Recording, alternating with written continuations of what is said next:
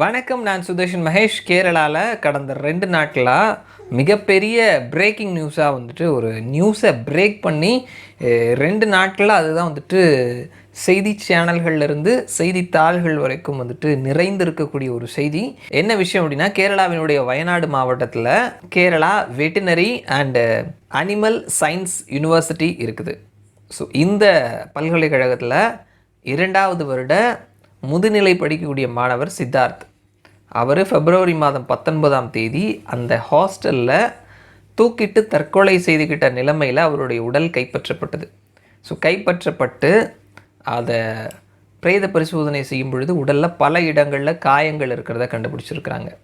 So அதற்கப்புறமா investigation அப்படின்றது ஆரம்பிக்கும் பொழுது அந்த காலேஜினுடைய அந்த யூனிவர்சிட்டியினுடைய மாணவர் அணி எஸ்எஃப்ஐ கம்யூனிஸ்ட் கட்சி, மார்க்சிஸ்ட் கம்யூனிஸ்ட் கட்சியினுடைய மாணவர் அணியாக இருக்கக்கூடிய எஸ்எஃப்ஐ, அந்த மாணவர்கள் அதில் ஈடுபட்டிருக்கிறாங்க அப்படின்றது கண்டுபிடிக்கப்பட்டிருக்குது. அதில் சில பேரை கல்லூரியிலேருந்து சஸ்பெண்ட் பண்ணி வச்சுருக்கிறாங்க. அந்த மாணவர் முதுநிலை வகுப்புக்கு சேர்றாரு. எந்த விதமான பொலிட்டிக்கல் பேக்ரவுண்டும் இல்லாமல் இருக்கிறாரு சித்தார்த். அவரை எஸ்எஃப்ஐ மாணவர்கள் தங்களுடைய மாணவர் அணியில் இணையணும்னு கேட்குறாங்க. அவர் அதற்கு ஒத்துக்கலை. ஒரு நல்ல க்ரியேட்டிவான ஒரு பர்சனாக இருக்கிறாரு, நல்லா படிக்கக்கூடிய மாணவராக இருக்கிறாரு, படிப்பை தாண்டி மற்ற ஆக்டிவிட்டீஸ்லேயும் சிறப்பாக செயல்படுறாரு. அவர் அந்த ஃபர்ஸ்ட் இயரில் வந்துட்டு மாணவர் அணி தலைவராக வந்து தேர்ந்தெடுக்கப்படுறாரு. ஸோ அது அங்கே இருக்கக்கூடிய எஸ்எஃப்ஐ மாணவர்களுக்கு பிடிக்கல. ஸோ இவர் மற்ற மாணவர் அணியில் கேஎஸ்யூலேயோ ஏபிவிபிலேயோ போய் சேரலை, எஸ்எஃப்ஐலையும் சேராமல் இருக்கிறாரு. ஸோ அது இவர்களுக்கு ஒரு கோபத்தை ஏற்படுத்துது. ஒரு ஃபோட்டோகிராஃபிலையும் நல்ல இன்ட்ரெஸ்ட் இருக்குது, நல்ல திறமையை காட்டிகிட்ருக்கிறாரு. ஸோ இந்த நேரத்தில் அவர் 2ஆம் ஆண்டு படிக்கிறாரு. 1ஆம் ஆண்டு படித்ததுலேருந்து இருக்கும் பொழுது ஒரு மாணவியோடு அவருக்கு ஒரு காதல் ஏற்படுது. ஸோ அதை பிப்ரவரி 14ஆம் தேதி அந்த லவ்வை ப்ரப்போஸ் பண்ணுறாரு. ஸோ இதை வந்துட்டு அங்கே இருக்கக்கூடிய மாணவர்கள் சந்தர்ப்பம் பார்த்து காத்துட்டு இருந்தவங்க, நீ எங்களுடைய பார்ட்டியில் நீ சேர மாட்டேன்னு சொல்லிட்ட, நீ வந்துட்டு அந்த பெண்கிட்ட தவறாக நடந்துக்கிட்டேன்னு சொல்லிட்டு அந்த மாணவரை 3-4 நாட்கள் வைத்து பெல்ட்டால் அடிச்சிருக்கிறாங்க. இதில் ரொம்ப சோகமான விஷயம் என்ன அப்படின்னா, அந்த மாணவரினுடைய பிரேத பரிசோதனையில் வரும் பொழுது 3 நாட்களாக அந்த மாணவர் சாப்பிடவே இல்லை. அவருக்கு சாப்பாடே கொடுக்காம அவருடைய உடம்புல காயம் ஏற்படுற அளவுக்கு அடிச்சிருக்கிறாங்க அப்படின்ற ஒரு செய்தியை பார்க்க முடியுது. பிரேத பரிசோதனை அறிக்கையில் அந்த ஒரு நியூஸ் வந்திருக்குது. அந்த பையனோட அப்பா, நான் கல்ஃப் கண்ட்ரிஸில் வெளியில் போய் இருந்து என் பையனுக்காக தான் இவ்வளோ கஷ்டப்பட்டுட்டு இருக்கிறேன், 4 நாளாக என் பையனுக்கு சாப்பாடே கொடுக்காம அடிச்சிருக்கிறாங்க, 4 நாளாக சாப்பிடல, தண்ணி கூட குடிக்கலை அப்படின்ற ஒரு வருத்தமான ஒரு செய்தியை பார்க்க முடியுது. ஸோ இந்த செய்தி ஆனதுக்கப்புறமா நியூஸ் சேனல்ஸில் டிபேட்லாம் பண்ணுறாங்க.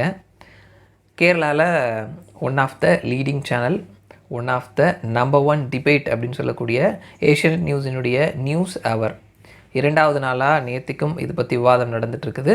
இந்த விவாதத்தில் நேயர்கள் அவங்களுடைய ஒப்பீனியனை வந்து ஆங்கருக்கு ஷேர் பண்ணுறாங்க. அதில் ஒரு வாத்தியார் சொல்கிறார், இந்த மாதிரி கேரளாவினுடைய ஒரு பகுதியில் நான் ஒரு பாலிடெக்னிக் காலேஜில் வேலை பார்த்துட்ருக்கிறேன். ரொம்ப வருஷமாகவே எங்களுடைய காலேஜில் எஸ்எஃப்ஐ அமைப்பை சேர்ந்தவர்கள் அவர்களுடைய பேச்சை கேட்காத, அவர்களுக்கு அப்போசிட்டாக செயல்படக்கூடிய மாணவர்களை அடிக்கிறதுக்குன்னு தனியாக ஒரு ரூமே வச்சுருக்குறாங்க.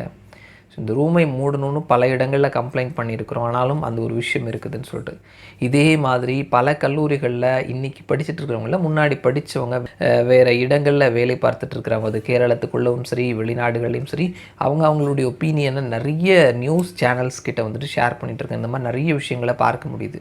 அந்த கம்யூனிசம் துவக்கத்தில் இருந்து இந்த மாதிரியான விஷயங்கள் இருக்குது அப்படின்னு நிறைய பேர் சொல்கிறத நம்ம கேட்க முடியுது. இன்னமும் அது இருக்குது அப்படின்றத அந்த நியூஸ் ஆங்கர் வினுவி ஜானும் சொல்கிறாரு. ஸோ இது நமக்கு கேட்கறதுக்கு ரொம்ப அதிர்ச்சியாக இருக்குது. ஸோ இந்த கல்லூரியில் கூட இந்த ஒவ்வொரு கல்லூரியிலையுமே ஆன்டி ராகிங் அப்படின்னு சொல்லிட்டு ஒரு கமிட்டி இருக்குது. ஸோ இந்த கல்லூரி மாணவர்கள் இந்த மாதிரியான ராகிங் நடக்கிறத இந்த கல்லூரியினுடைய ஆன்டி ராகிங் கமிட்டிக்கு அனுப்பலை. அங்கே உட்காந்துட்டு இருக்கிறதும் இவங்க ஆள் தான் இல்லையா? ஸோ இதை வந்துட்டு யூஜிசியினுடைய ராகிங் கமிட்டிக்கு அனுப்பிச்சு அவங்க வந்து விசாரணை பண்ணதுக்கு அப்புறமா தான் இப்படி ஒரு சம்பவம் நடந்ததுன்றதே வெளியில் தெரிஞ்சிருக்குது. கிட்டத்தட்ட 15 நாட்களுக்கு அப்புறமா தான் வெளியில் தெரிஞ்சிருக்குது. ஸோ இது வரைக்கும் ஒரு 19 பேர் வரைக்கும் கைது செய்யப்பட்டிருக்கிறாங்க. கேரளாவினுடைய ஆளுநராக இருக்கக்கூடிய ஆரிஃப் முகமது கான் கல்லூரிகளினுடைய சான்சலராகவும் இருக்கிறாரு. அவர் உடனடியாக விசியை அந்த கல்லூரியை விட்டு மாற்றிருக்கிறார்.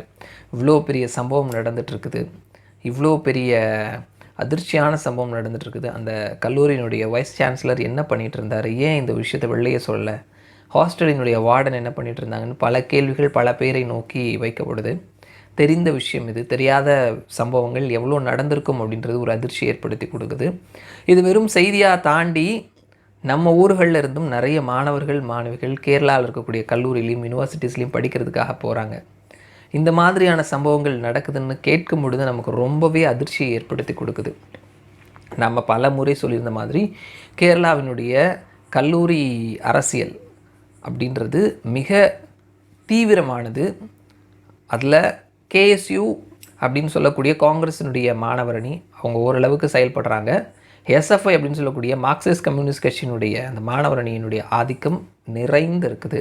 அவர்களுக்கு சப்போர்ட் பண்ணுறதுக்கு பார்ட்டியினுடைய டிஒய்எஃப்ஐ, பார்ட்டியினுடைய லோக்கல் ஏரியாவில் இருக்கிறவங்க, இவங்களுடைய பங்களிப்பும் இருக்குதுன்னு பல கதைகளை வந்துட்டு இந்த சம்பவம் நடந்து முடிஞ்சதுக்கப்புறமா அனுபவப்பட்டவர்கள் சொல்கிறாங்க. இது எல்லாமே கேட்கறதுக்கு, அதுவும் வந்துட்டு தேசம் முழுவதும் இந்தியா மாதிரியான நாடுகளில் கல்வியில் சிறந்து விளங்குறவர்கள் கேரளாவில் இருக்கிறவங்க 100% கல்வி அறிவு எட்டிய மாநிலம்னு சொல்கிறாங்க.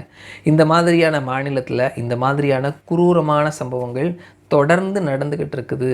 காலேஜ் கேம்பஸில் கொலை செய்கிற அளவுக்கு வந்துட்டு அரசியல் நுழைந்திருக்குது அப்படின்றது ரொம்ப ரொம்ப வருத்தத்தை ஏற்படுத்தி கொடுக்கக்கூடிய ஒரு செய்தியாக நம்ம பார்க்க முடியுது. இதற்கு முன்னாடி பல சம்பவங்கள் நடந்திருந்தாலும் இந்த சம்பவத்தை கேரளாவில் இருக்கக்கூடிய சாமானிய மக்களே ரொம்ப பயந்து ரொம்ப வெறுத்து போய் அவங்க இதை பேசுகிறத நம்ம பார்க்க முடியுது செய்தி சேனல்கள்லாம் நம்ம பார்க்கும் பொழுது. ஸோ இது ஏற்கனவே சொல்லியிருந்த மாதிரி இந்த மாதிரியான விஷயங்கள் ஒரு ஐஐஎம்லேயோ ஐஐடிலேயோ நடந்திருந்தது அப்படின்னா அது தேசம் முழுவதும் ஒரு பெரும் பிரச்சனையாக கிளப்பி விடப்பட்டிருக்கும். அதற்கு மத சாயமும் சாதி சாயமும் பூசப்பட்டிருக்கும். இந்த சம்பவம் கேரளாவில் நடந்திருக்குது. கேரளாவை ஒட்டி அவங்களுடைய பார்டரை முழுவதுமாக பகிர்ந்துக்கக்கூடிய தமிழ்நாட்டில் கூட எந்த இடத்துலையும் செய்தி ஆகலை அப்படின்றது ரொம்பவே வருத்தமான ஒரு விஷயமா இருக்குது. ஸோ இந்த ஒரு செய்தியை தாண்டி ஒரு விழிப்புணர்வையும் கூட வந்து ஏற்படுத்துன்ற ஒரு நோக்கத்தில் தான். ஏன்னா நம்ம ஊர் பிள்ளைங்க நிறைய பேர் கேரளாவில் இருக்கக்கூடிய கல்லூரிகள்லையும் யூனிவர்சிட்டிஸ்லையும் படிக்கிறதுக்காக போகிறாங்க.